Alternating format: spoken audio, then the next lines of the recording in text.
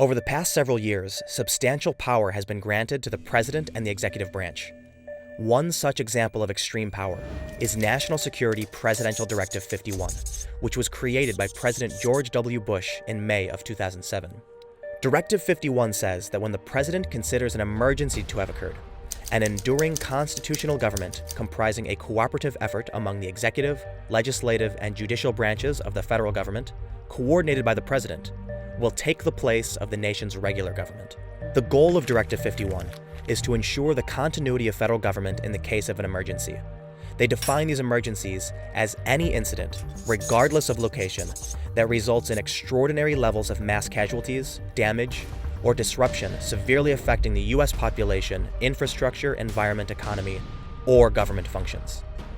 This policy would also create a new National Continuity Coordinator inside the White House.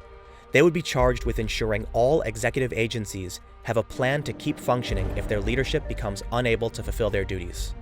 To put it simply, if an emergency happens anywhere in the world that could negatively impact the U.S., the president would be able to implement a new government to replace our existing one and grant themselves extreme executive authority. Before Directive 51, it would have been up to FEMA to handle these situations, but this power has now been handed over to the White House. Worst of all, Directive 51 does not specify what the legal limits of this power will be, and not even Congress has been allowed to challenge it. The United States was founded with a system of checks and balances in place within the federal government. No one branch was to be more powerful than the other. But as time goes on, more and more authority is being granted to the executive branch. It would seem that our checks and balances are not working, and we're coming to the point where we have to say, it's time to draw the line.